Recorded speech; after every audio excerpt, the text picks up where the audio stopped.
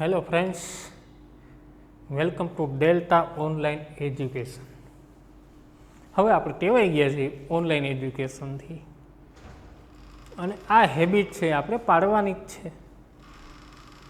સમયની હારે આપણે પણ ચેન્જ થવું પડે છે. એટલે જ આપણે કહીએ છીએ સમય હી બલવાન, નહીં મનુષ્ય બલવાન. રિપોર્ટેડ સ્પીચની અંદર આપણે 3 પ્રકારો ખૂબ સારી રીતે સમજ્યા છીએ. આજે આપણે નેક્સ્ટ નવો પ્રકાર યાની એક્સક્લામેટરી સેન્ટેન્સીસ એની આજે આપણે ચર્ચા કરવાની છે. જે આપણે સમજવાનું છે એ એક્સક્લામેટરી સેન્ટેન્સીસ.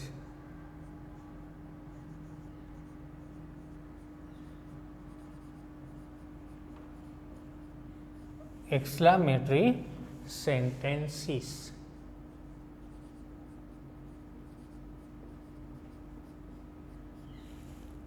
બહુ અગત્યનો પ્રકાર છે દોસ્તો, અને ચોથો પ્રકાર છે. હવે ઘણીવાર આપણે આને લાઈફની અંદર પણ આપણે ઉપયોગ કરીએ છીએ. આ ઉદ્ગાર વાક્ય કેવા કોને? સૌથી પહેલો પ્રશ્ન આપણે એ જ થાય. આનું જે ગુજરાતી થાય છે એ શું થશે? તો કે ઉદ્ગાર વાક્યો.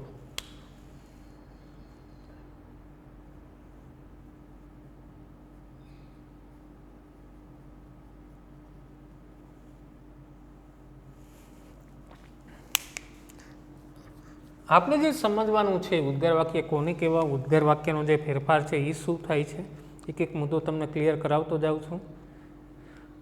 સામાન્ય રીતે ઉદ્ગાર વાક્યો પ્રશંસા, આનંદ, દુઃખ, ગુસ્સો વગેરેનો ભાવ દર્શાવે છે. જો સામાન્ય રીતે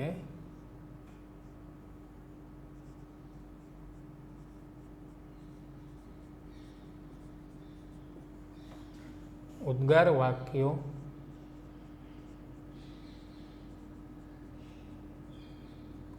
પ્રશંસા, આનંદ, દુઃખ, ગુસ્સો વગેરેનો ભાવ દર્શાવે છે.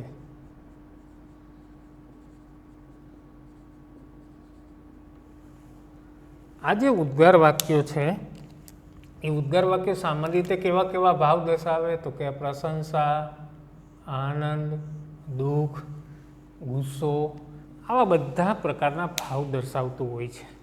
હવે તમે ટીવીની અંદર પહેલાં એક એડ આવતી, એમાં મહાનાયક અમિતાભ બચ્ચનનો છોકરો એક વાક્ય બોલતો, જો આવું વાક્ય બોલતો, વોટ એન આઈડિયા સરજી. આવું વાક્ય બોલતો. આ ઉદ્ગાર વાક્ય છે. What an idea. આ જે સિમ કાર્ડ આપતું ને આઈડિયા એની વાત હતી, સિમ કાર્ડ. પછી આપણે આવું વાક્ય બોલીએ કે હાઉ બ્યુટીફુલ.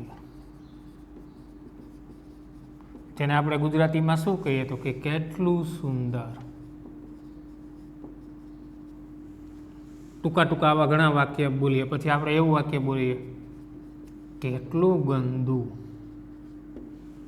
તો એને આપણે ઉદ્ગાર વાક્ય સ્વરૂપે લઈ કેવી રીતે થાય? તો કે હાઉ ડર્ટી. આ જે વાક્ય છે આ વાક્ય કેવા છે બધા? તો કે ઉદ્ગાર વાક્ય છે દોસ્તો. એકદમ શોર્ટ બતાવે છે. અને ઉદ્ગાર વાક્ય શું બતાવે? તો કે પ્રશંસા, આનંદ, દુઃખ, ગુસ્સો, લાગણી, પ્રેમ, સ્નેહ, આશ્ચર્ય, નવાઈ, દયા, સહાનુભૂતિ, આ બધું, ડર, ભય, આ બધું શું બતાવે છે? તો કે આ બધું ઉદ્ગારાત્મક છે શબ્દો બધા. આગળ જોઈએ બીજો મુદ્દો શું કહે છે.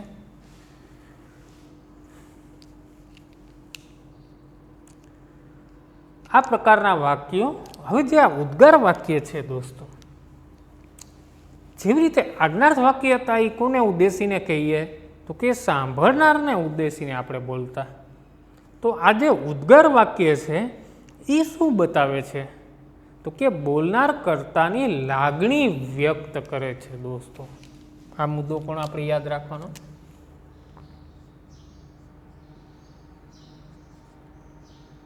ઉદ્ગાર વાક્યો બોલનાર કર્તાની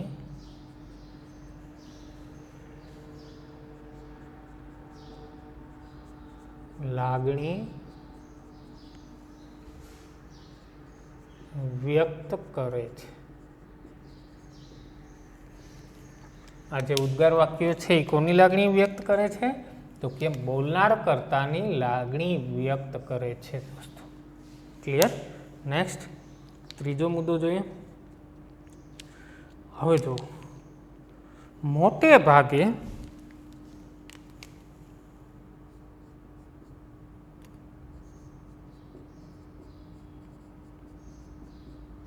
ઉદ્ગાર વાક્યો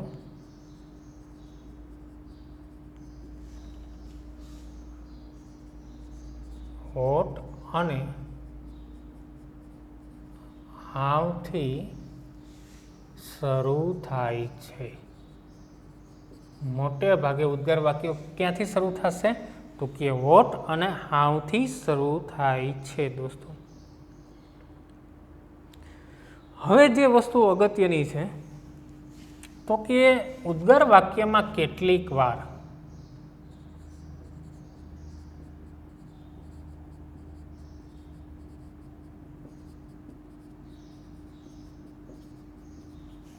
ઉદ્ગાર વાક્યમાં કેટલીક વાર ઉદ્ગાર વ્યક્ત કરવા માટે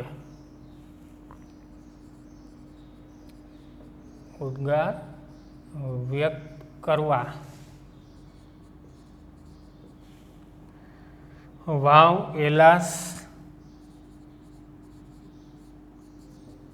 એલાસ હરા આ ઓ વગેરે શબ્દોનો ઉપયોગ થાય છે.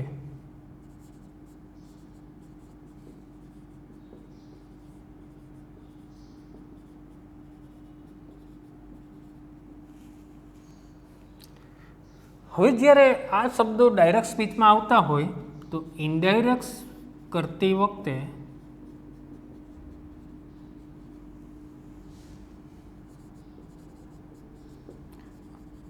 આવા શબ્દો નીકળી જાય છે દોસ્તો. હવે આપણે આ મુદ્દો પણ ખાસ ધ્યાનમાં લેવાનો છે કે જ્યારે ઉદ્ગાર વાક્યમાં ઘણીવાર ઉદ્ગાર વ્યક્ત કરવા માટે આવા શબ્દો હશે વાવ વેલા સરા આ ઓ વગેરે. આ બધા શબ્દો જ્યારે આપણે ઇનડાયરેક્ટ સ્પીચમાં રૂપાંતર કરતા હોય વાક્યનું ત્યારે એક પણ શબ્દ ઇનડાયરેક્ટ સ્પીચમાં આવશે નહીં. આ ખાસ ધ્યાનમાં લેવાનું છે. હવે જો નેક્સ્ટ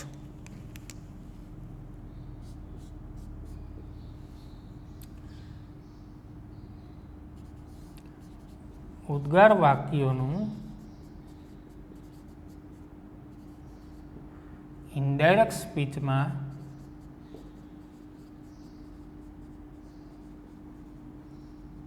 રૂપાંતર કરીએ ત્યારે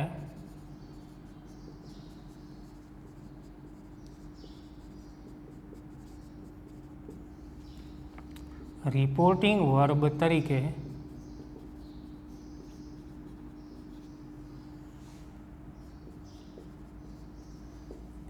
એક્સક્લેમ્ડ આવે છે અને વાક્યનો ભાવાર્થ આવે છે. આ મુદ્દો પણ યાદ રાખવાનો છે. એક્સક્લેમ આવે છે અને વાક્યનો ભાવાર્થ. હવે ક્યાં અને કેવી રીતે શું આવે છે એ તમને હમણાં સમજાવું છું ચાર્ટ દ્વારા. ક્યાં અને કયા કયા મુદ્દા આવશે એ સમજાવું છું. જો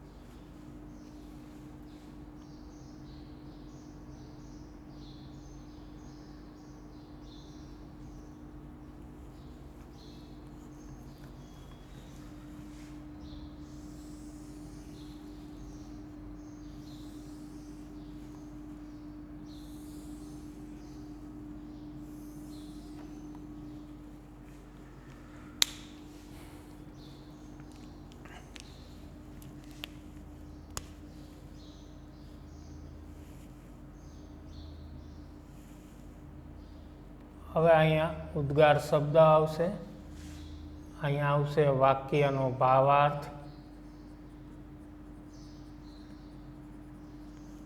અહીંયા આવશે રિપોર્ટિંગ વર્બ.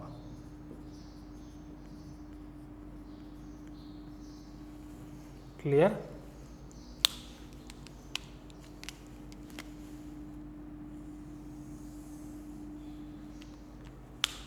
હવે જો વાવ, એલાસ, હરા, આ અને ઓ આટલા શબ્દો છે આપણી પાસે. વાવ, પછી છે એલાસ, પછી છે હરા,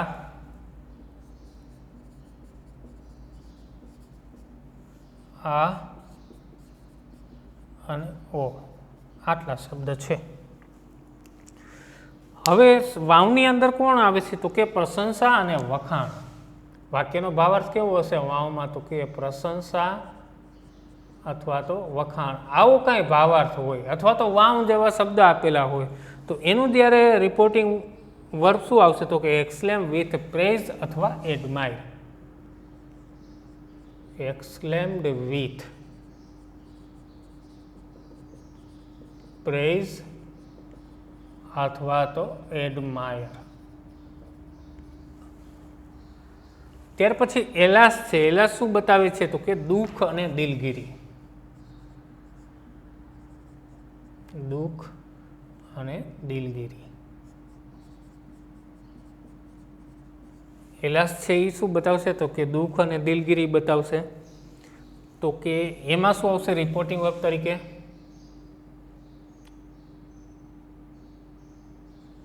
exclaimed with sad અથવા તો સોરો. જે શબ્દ છે એનું અંગ્રેજી છે. હરાની અંદર 3 વસ્તુ આવશે: આનંદ, ગુસ્સો, આનંદ, ગુસ્સો, ઘૃણા, તિરસ્કાર અને નફરત. આટલી વસ્તુ આપણે જોવાની છે.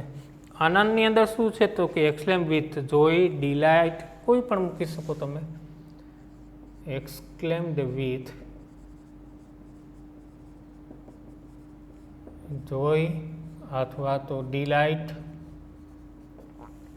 પછી ગુસ્સાની અંદર શું આવે તો કે એક્સક્લેમ વિથ એંગર.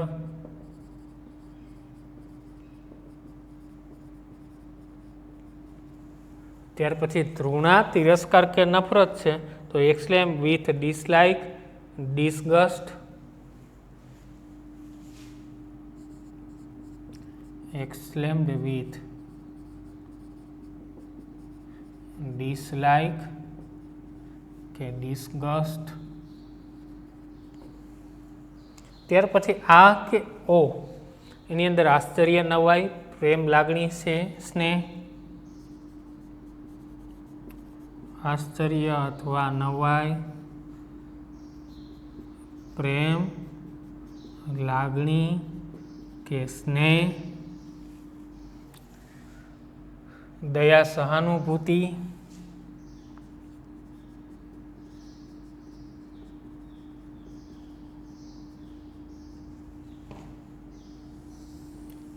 અને ડર કે ભય.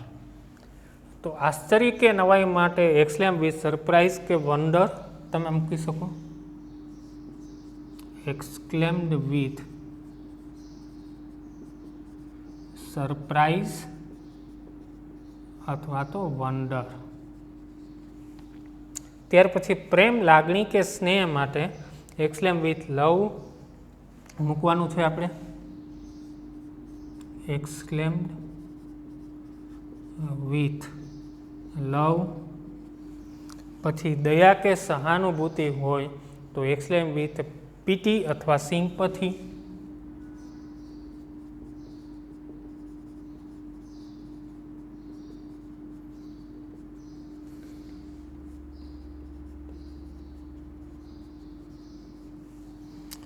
ડર કે ભયની જ્યારે વાત કરવામાં આવી હોય ત્યારે એક્સક્લેમ વિથ ફિયર.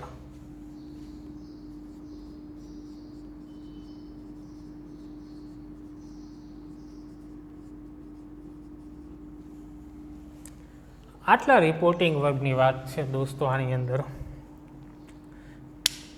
કે જે શબ્દ આપ્યા છે આ શબ્દ આપણે યાદ રાખવાના. વાવ છે પ્રશંસા વખાણ બતાવે, એલાસ છે દુઃખની વાત હોય, હરા હોય તો આનંદ, ગુસ્સો, ધૃણા, તિરસ્કાર, નફરત. આ કે એ આપણે ક્યારે બોલીએ? આશ્ચર્ય, નવાઈ હોય ત્યારે બોલીએ. પ્રેમ, લાગણી કે સ્નેહ, દયા, સહાનુભૂતિ, ડર કે ભય હોય ત્યારે આવા શબ્દોનો આપણે ઉચ્ચાર કરીએ. આ જે શબ્દ છે ઇનડાયરેક્ટ સ્પીચમાં બધા શું થાય છે? નીકળી જાય છે દોસ્તો. હવે જોઈએ આગળ, આ રિપોર્ટિંગ વર્બની વાત થાય. હવે સંયોજક, એની પહેલાં એક મુદ્દો હું તમને લખાવું છું. જો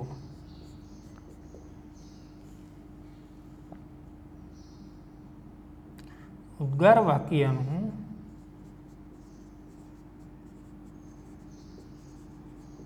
ઇનડાયરેક્ટ સ્પીચમાં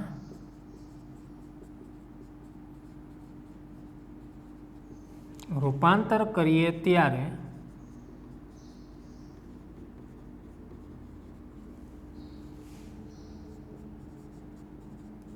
વાક્ય વિધાન બની જાય છે. હવે વિધાન હોય તો સંયોજક શું આવશે? ઉદ્ગાર વાક્યનું સંયોજક ધેટ આવે છે. હવે આપણને ખબર છે કે વાક્ય વિધાન બનતું હોય તો વાક્યની અંદર સંયોજક ધેટ જ આવે છે. આ નક્કી વાત છે દોસ્તો, આ ક્લિયર કટ છે. હવે જે આ કોઠો છે, આ કોઠો પણ આપણે યાદ રાખવાનો છે. વાક્યનું રિપોર્ટિંગ વર્બ તરીકે જે શબ્દો વપરાય છે એ પણ યાદ રાખવાના છે. હવે જે વિધાન બની જાય છે, કેવી રીતે વિધાન બને છે, શું ફેરફાર થાય છે, એ હું તમને નેક્સ્ટ લેક્ચરની અંદર સમજાવું છું. ત્યાં સુધી વિદ્યાર્થી મિત્રો આ ખાસ એક એક મુદ્દા નોંધજો, લખતા જાજો અને સમજતા જાજો. અગેઇન આપનો ખૂબ ખૂબ આભાર.